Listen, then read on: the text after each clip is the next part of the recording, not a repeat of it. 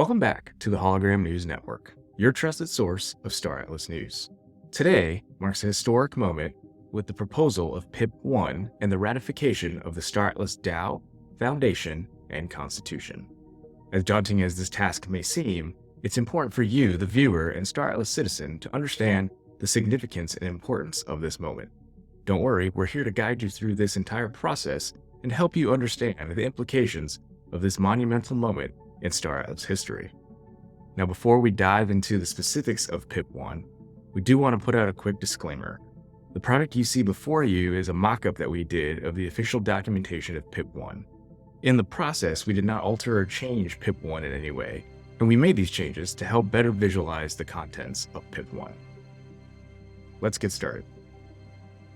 PIP-1 proposes three things: ratification of the Star Atlas DAO, ratification of the Star Atlas Constitution, and ratification of the Star Atlas Foundation. They're separated into three distinct parts, in which you'll see here in this proposal. The motivation and rationale of PIP-1 is guided by three core principles: quality and safety, community-owned, community-built, and sustainable governance.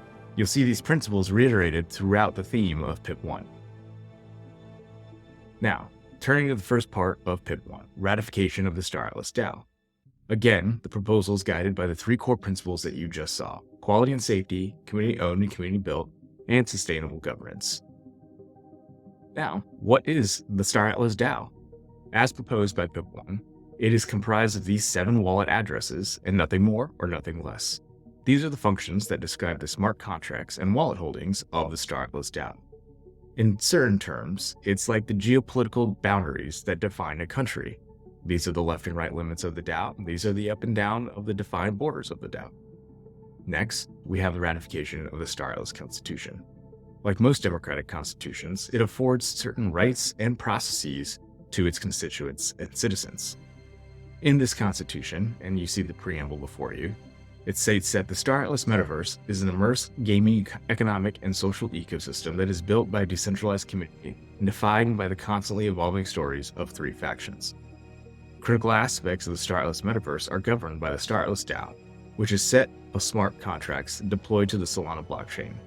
The Constitution describes the permissions, processes, and overall governance framework of the Star Atlas DAO, which has at its core 3 guiding principles. Again, quality and safety, community-owned and community-built, and sustainable governance. Now, the Star Atlas Constitution is comprised of 4 distinct articles, each defining different sections of the Star Atlas Constitution. Article 1, and arguably the most important article of the Star Atlas Constitution, establishes on-chain supremacy. Highlighted are some key important notes for you to take away. The Star Atlas DAO exercises supreme authority over on-chain actions that affect the Star Atlas metaverse by the governance smart contracts of the DAO via transactions confirmed on the Solana blockchain.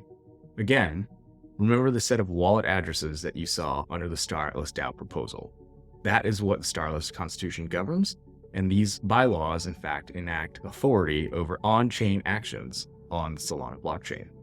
On-chain actions may be limited or rendered non-binding by applicable law and regulation or other restrictions, thus stating that the Star Atlas DAO cannot violate applicable governance laws. Continuing on, Article 1 lays out rights afforded to participants in the Star Atlas DAO, i.e. Star Atlas citizens. Right 1. A Solana address with Polis has permission to lock Polis for a set period of time. Right 2. A Solana address with Atlas has permission to lock Atlas in the governance smart contracts of the DAO. These first 2 principles allow users the right to participate in the Star Atlas DAO either through Polis or Atlas functions. Right 3. A citizen has permission to initiate a draft PIP to the DAO.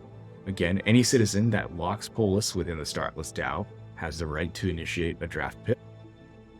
Right 4. A Solana address with a requisite amount of PVP has permission to activate a PIP for on-chain voting. Now here's a curious note. It's not defined what a requisite amount of PVP is. Now, however, digging into the Star Atlas website, the Star Atlas DAO help section does define who has the authority currently to activate a PIP. And currently, that is only Automata. Now here's potentially a point of discussion for discourse once the DAO is released, is who ultimately will have governance authority to activate PIPs. Is that defined by amount of PVP or is it defined by a positional stake within the DAO? Right 5, a salon address with PvP has permission to vote. This is probably the most important right, as it establishes the inherent right of PvP owners to vote in the Star Atlas DAO. Right 6, the Foundation wallet has permission to execute a PIP. This right gives the Star Atlas wallet that you saw on the Star Atlas DAO page authority to execute past and proposed PIPs. And then lastly, right 7, the Emergency Override wallet has permission to propose and execute a PIP without following the process described in Article 3. Now, this emergency wallet's not disclosed, but as described in the Star Atlas Constitution, maintains an override authority should a PIP pass that threatens the Star Atlas economy or metaverse in such a detrimental way that is determined to be unfit. Moving to Article 2 of the Star Atlas Constitution, this section governs off-chain authority. One thing to note here is that it differs from Article 1 in that it doesn't express supreme authority of the Star Atlas DAO on its off-chain activities. The Star Atlas DAO exercises influence over off-chain actions. Note that it is influence and not supreme authority in the language used. Additionally, the consent of off-chain actors is required in executing any portion of the Star Atlas DAO PIPs that might impact and influence outside actors. The DAO's ability to implement off-chain actions may be limited or rendered non-binding by applicable laws and regulations. Again, the Star Atlas DAO cannot and shall not violate existing governance laws. The DAO has permission to delegate any of its powers to off-chain actors, and the DAO does not have enumerated powers over off-chain actions. Enumerated meaning any delegated rights or unspecified rights within the Star Atlas Constitution. Now, this differs from constitutions like in the United States, where Amendment 9 of the Constitution states that rights not enumerated or specified within the Constitution are automatically granted to the people. What this means is that if it's not specified in the Star Atlas Constitution, it's not a guaranteed right to the Star Atlas citizen. Now, Article 3 is by far the longest article in the Star Atlas Constitution, and it's also the one you probably want to pay the most attention to as a Star Atlas citizen and a potential proposer of a Star Atlas PIP. This section lays out 8 steps in which a PIP will go through in order to achieve execution status. Phase 0, public interest. Phase 1, ideation. Phase 2, drafting. Phase 3, review. Phase 4, council approval. Phase 5, activation. Phase 6, voting. And Phase 7, execution. We'll go through each one of these phases and highlight important parts for you to understand. Phase 0, public interest. A citizen, i.e. any participant in the Polis Locker, has permission to propose an idea for a potential PIP. The citizen must propose a brief description of the idea on the official Star Atlas DAO forum located at the website. Now, this is key for you to understand, is that you can propose ideas without drafting a full PIP. For example, let's say you wanted to give everyone in Star Atlas 10,000 Atlas. Your proposal would be, I want to give everyone in Star Atlas 10,000 Atlas. That would start your official PIP in the Star Atlas forum. Now, from there, any idea that gathers sufficient public interest may advance to the next phase. It's not defined what sufficient public interest is. I suspect that this will be a point of discussion during the ratification process of the Star Atlas Constitution. Moving to the next phase, ideation, ideas that have gathered sufficient public interest, again, undefined, shall be discussed in greater detail on the official forum. Now, this is what we've been hearing for the past year on the Discourse platform, which will be tied to the govern.staratlas.com website. Discussion should generally take place for at least 2 weeks, and expedited considerations may be appropriate depending on the circumstances. An idea with sufficient community support, as identified by the council, shall be assigned to a council member to assist with the drafting process. Again, these last steps really are defined in what the requirement is to meet in order to move from Phase 1 to Phase 2, and we'll take a look at Phase 2 of the next process. Once an idea has received sufficient community support, the author should prepare a draft PIP with input from the community and assistance from the assigned council member. Again, it's unclear how you move from Phase 1 to Phase 2, how much community support you need to have, and so again, these will probably be discussions had and what the minimum requirements are to move from Phase 1 to Phase 2. Once a PIP enters Phase 2, it then goes into the drafting process. Now, some of you have may seen PIP-X in the certain format they laid out, and the Star Atlas Constitution proposal also follows the same format. So a draft PIP must be identified by a relevant category. You see before you the 6 categories that are applicable in the Star Atlas DAO. We'll go through each one briefly to give you an idea of what they are. Process, which is a PIP that modifies the constitution of the Star Atlas DAO or its governance framework. Core game affects any in-game or in-metaverse functionality, including taxation rates, faction relations, and high-level game design decisions. Funding affects any funding decisions or grants otherwise proposed to spend or allocate funds in the Star Atlas treasury. External relations request the approval of a gaming business or social relationship with the Star Atlas DAO. Informational provides no changes, but rather guidelines or information relevant to the Star Atlas metaverse. And then lastly, other for proposals that do not fit the above categories. Once a category is determined, the draft must contain the following sections: header and abstract, which are self-explanatory; motivation and rationale, explaining the purpose and why behind the PIP; specification, which is where the bulk of the description of the PIP will lie. This is where you're going to want to explain in detail the processes and impacts that your PIP will have.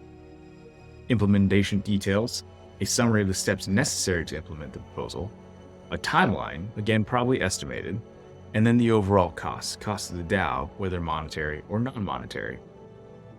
Once the PIP has been drafted and completed, it will then enter the review phase. The draft PIP is submitted for review by the full council. Now it's unclear whether or not the council votes on this, and I don't think that's the case in this phase. The council has permission to determine that a draft PIP is incapable of advancement to provisional approval. So the Star Atlas Council could veto a proposed PIP that has made it through the draft phase. Moving on to step 4, council approval. When a draft PIP is ready for submission to the full electorate, it is designated as a live PIP and given an identifying number. Again, unclear how the exact council process will work, and who and what determines whether or not something is ready for submission. The council, foundation, or other members of the community may provide formal feedback to the PIP to improve the voting process, and may continue to impact the full determination of the PIP. Now again, it's curious because it does not specify who activates the PIP other than a governor with a requisite amount of PvP. Now the governor term is a new term used within the Star Atlas Constitution and is not well defined as to who is a governor. Is it a certain level of PvP, or is it certain people or organizations within the Star Atlas metaverse that own this authority? Once activated, PIPs undergo an activation delay of 48 hours. From there, PIPs will move to a voting stage. After a 48-hour delay, a PIP moves to a voting phase. In the voting phase, a PIP must obtain both quorum and threshold minimums in order to pass. Now what's unclear is what are the quorum and threshold minimums set by the DAO. Now I imagine, again, this will be something deliberated on by the Star Atlas community, and it's something for everyone to consider what participation rate should be considered for a successful PIP. Successful PIPs undergo a 48-hour execution delay. If a PIP is successfully passed, it then enters execution phase. After the 48-hour delay, the Star Atlas Foundation will then exercise its rights as the Star Atlas Foundation to execute the proposed PIP. Even at this stage, should a PIP be determined by either the Star Atlas DAO or the Star Atlas Foundation to be insufficient or be detrimental to the Star Atlas economy, the DAO has, and the Foundation has, override authority to deny or delay the PIP. Now this process is also unclear in what the final determination and who determines how a PIP is detrimental to the Star Atlas economy, whether that's consultation with the Star Atlas economics team or the executives of Automata. The process by which a PIP is determined hazardous will likely require further discussion. Now the 4th article of the Star Atlas Constitution, and by far the shortest, is amending the governance framework. Now personally, I think there can be a little more substance to this article, but let's read it here. The governance smart contracts of the Star Atlas DAO and this constitution describing the governance framework of the DAO may be amended by the proposal process set forth in Article 3. This basically says that once passed, this constitution can be amended by the same process that it was passed. Now this is different slightly from other constitutions that generally require a higher threshold than the pre-established normal passage of amendments and bylaws on which the original document is passed. For example, if the original Constitution requires a 50% majority to pass, typically amendments require a higher level, say 75 or 3/4 minimum, in order to amend. Now, this is how the current Article 4 is written. That's likely subject to inputs from the Star Atlas community and is likely subject to your influence as a PVP holder. Now, this is probably an area where someone who has considerations for governance process can influence and amend Article 4 prior to its initial passage. And that concludes the Star Atlas DAO and Star Atlas Constitution portions of PIP-1. Stay tuned for part 2 of our Star Atlas PIP-1 coverage, where we cover the Star Atlas Foundation. If you liked or found any of our information useful, like and subscribe to our channel to get the latest news so you stay one step ahead. Stay tuned for part 2. I'm Kriggs, and stay safe, Commanders.